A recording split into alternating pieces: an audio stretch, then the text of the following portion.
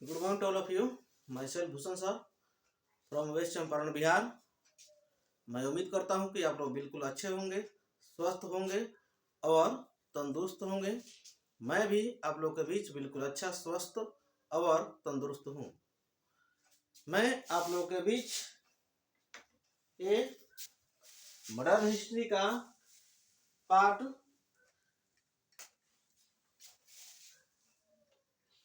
11 लेकर आया हूं, जो कि इसके पहले इसके 10 पार्ट ऑलरेडी अपलोड कर चुका हूं। आप यदि मेरे चैनल पर नए हैं तो जाकर पहले पार्ट 1 से देखें, ताकि जो ये सीरीज चल रहा है भारत के हर एक एग्जाम के दृष्टि से मस्ट इम्पोर्टेंट है। इस चैनल पर आपको हर एक सब्जेक्ट की व्यवस्था की जाएगी, आपको इधर उधर जाने की जरूरत नहीं है।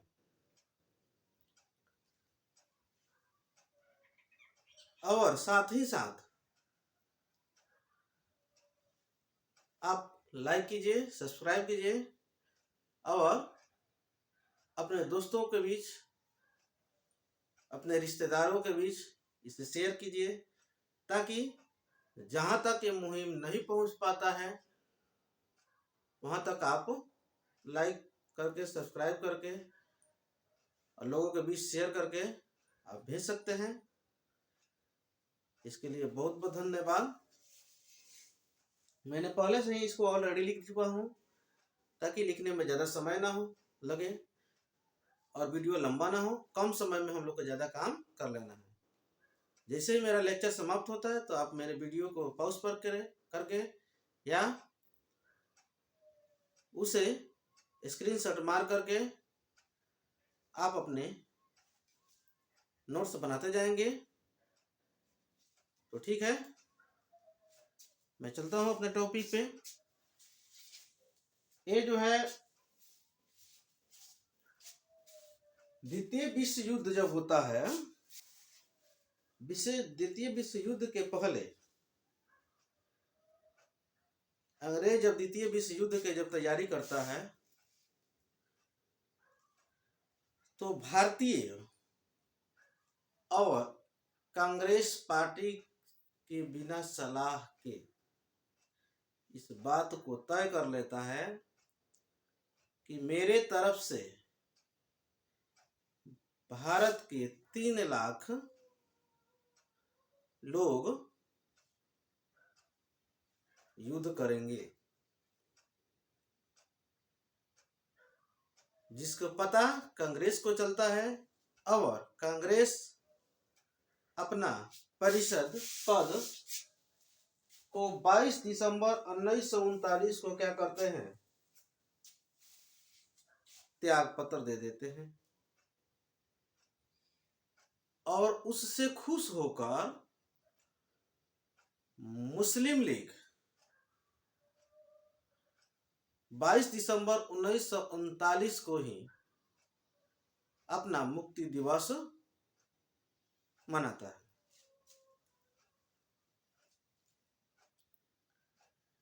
एक लाहौर में मुस्लिम लीग का अधिवेशन होता है, जो कि 1940 में होता है।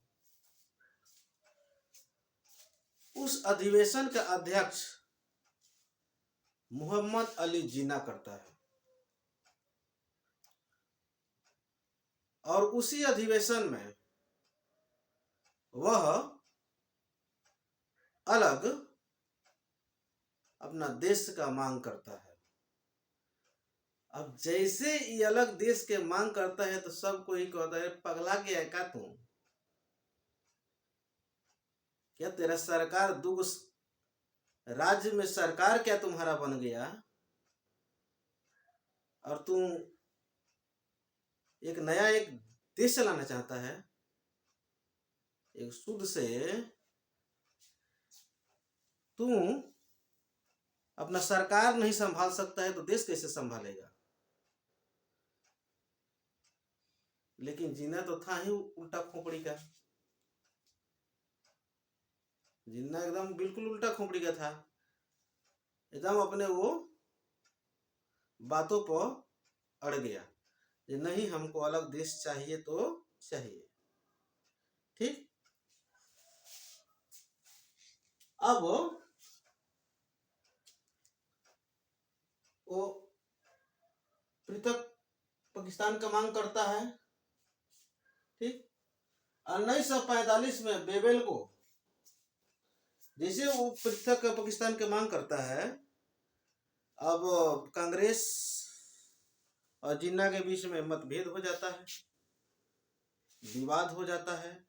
उसके बाद से इंग्लैंड से बेबेल को भेजा जाता है ताकि तुम जाओ, भारत में जो भी पार्टी है उन लोगों में आपस में समन्वय बनाकर रखना है। ठीक। अब बेबेल आता है तो शिमला सम्मेलन में बुलाता है। तो शिमला सम्मेलन में मुस्लिम लीग शामिल नहीं होता है, क्योंकि मुस्लिम लीग पूरा जोर शोर से पृथक पाकिस्तान के मांग कर रहा था। इसमें पूरा व्यस्त था, जिसके चलते शिमला सम्मेलन में नहीं जाता है और शिमला सम्मेलन क्या हो जाता है, विफल हो जाता है। ठीक। उसके बाद से अगला हम लोग को टॉपिक आता है प्रत्यक्ष कार्रवाई दिवस। शिमला सम्मेलन के विफलता के बाद 16 अगस्त 1946 को मुस्लिम लीग ने प्रत्यक्ष कार्रवाई दिवस घोषित किया, जिसके कारण भारत में बहुत से सारे सांप्रदायिक दंगे होने लगे। जिन्ना ने पूरा मुसलमान को, भारत के जितने भी मुसलमान हैं सब किसी को पूरा फुल्ली ऑर्डर दे दिया था कि तुम्हारे अंदर जितना ताकत है, चाहे जिस प्रकार की ताकत है, उसको तुम आजमा सकता है, उसको इस्तेमाल कर सकता है। अब हिंदू और मुस्लिम के बीच में बहुत भयंकर भयंकर दंगे होता है, फसाद होता है। किसी का मर्डर हो जाता है, किसी का कपार फूट जाता है, किसी का हाथ टूट जाता है, पैर टूट जाता है, बलात्कार रेप के धरमार लग जाता है।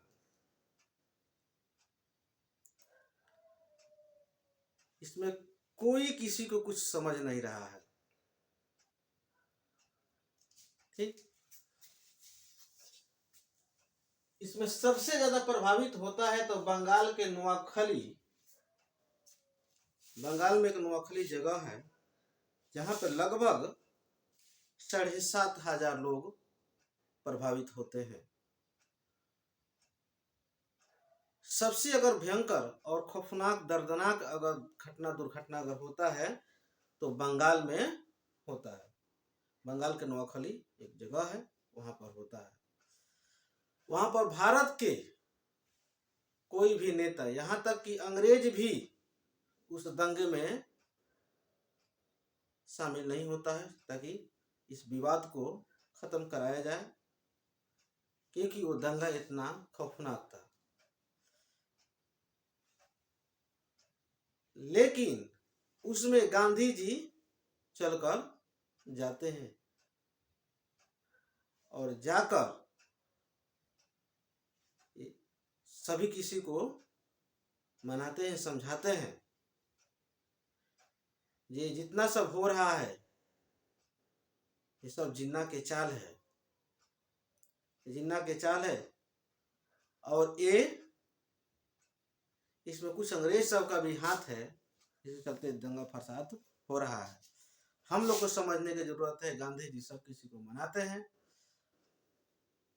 समझिए वहां पर लोग हथियार लेकर जाकर वहां के चीजों को, वहां के दंगा फसाद को नहीं मना सकते थे, लेकिन गांधी जी एक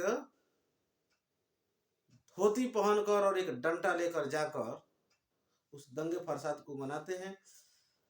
और जितने भी वहां पर दंगे फसाद करने वाले लोग हैं सबको ये उनके चरणों में जितने भी हथियार है वो ला कर रख देते हैं। हथियार को वहां पर अंबार लग जाता है।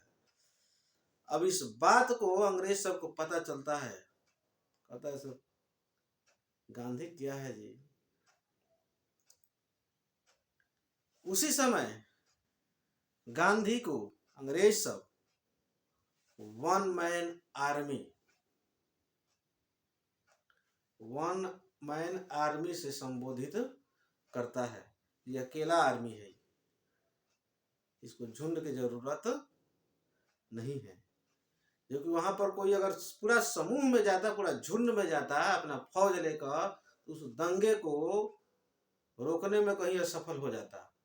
लेकिन ये बिना कोई हथियार के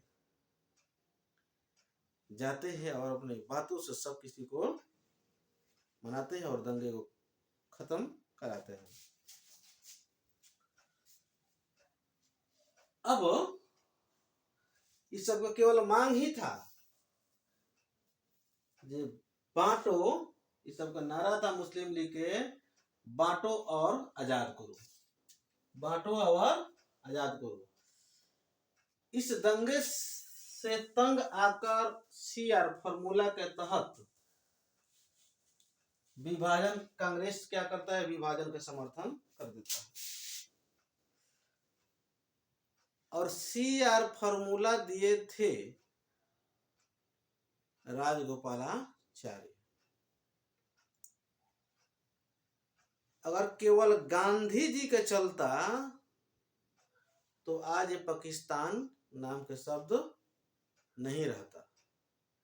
क्योंकि देश को आजाद कराने में कहीं ऐसा बात नहीं है केवल हिंदू थे, मुस्लिम भी थे लोग। ठीक, आप लोग सुने होंगे जे जिन्ना भी देश को आजाद कराने में काफी योगदान दिया होगा, काफी योगदान दिया था, लेकिन बाद में इसका भेजा घूम गया और अलग देश पृथक पाकिस्तान के मांग कर दिया। ठीक, तो ये रास्ता दिखाने के काम इस समय राजगोपालाचारी की थे। अगर ये सीआर फॉर्मूला करके लेकर अगर नहीं आते तो शायद कहीं पाकिस्तान नाम के शब्द नहीं रहता, जो कि ये भारत से टूटकर अलग हो गया। जो कि ये आज इतना विवाद होता है भारत में, अन्य राज्यों में, भारत में जितना सैनिक का पूरा भारत में जितना सैनिक का खर्च जितना लगता है उतना केवल एक लौता पाकिस्तान के बॉर्डर पर समझिए सुरक्षा के लिए खर्च लगता है। तो आज कहीं पैसा वो बचता और ये भारत की आर्थिक स्थिति में सुधार आता। तो कहीं ना कहीं इस भारत के कुछ नेता लोग थे जिनके चलते एक पाकिस्तान उभर कर आया। उसके बाद से माउंटबेटन को इंग्लैंड से भेजा जाता है, यह विशेष सलाह देकर कि यथासंभव हो सके तो भारत के जितने भी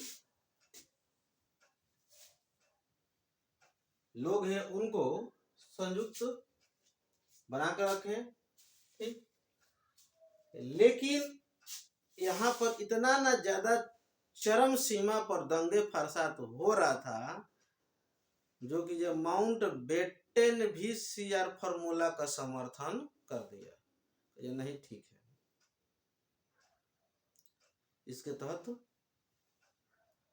अलग अलग कर दिए जाए। अब बाल्कन प्लान के तहत 14 अगस्त 1947 को भारत का विभाजन हो जाता है। उसमें एक अंग्रेज था जिसका नाम था मैक्सवेल रेडक्लिफ। क्या नाम था? Maxwell Radcliffe.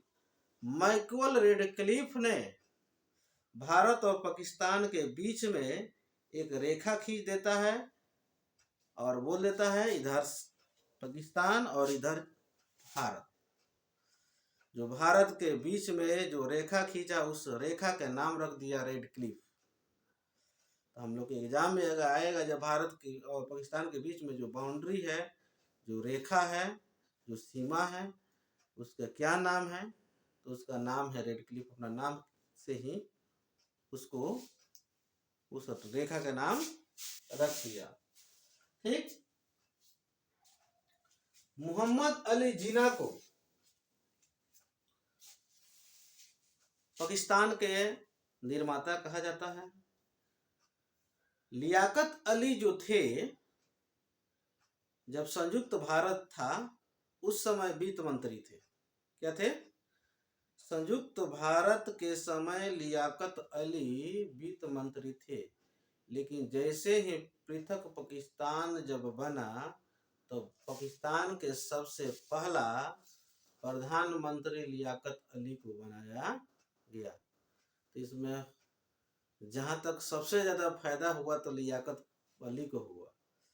कहाँ वित्त मंत्री, कहाँ प्रधानमंत्री, नहीं। तो ठीक है, मैं उम्मीद करता हूं कि आप लोग को ये मेरा लेक्चर अच्छा से समझ में आ गया होगा। फिर बहुत जल्द मैं आप लोग के बीच अगले इसका पाठ लेकर आ रहा हूं। तब तक के लिए जय हिंद, जय भारत।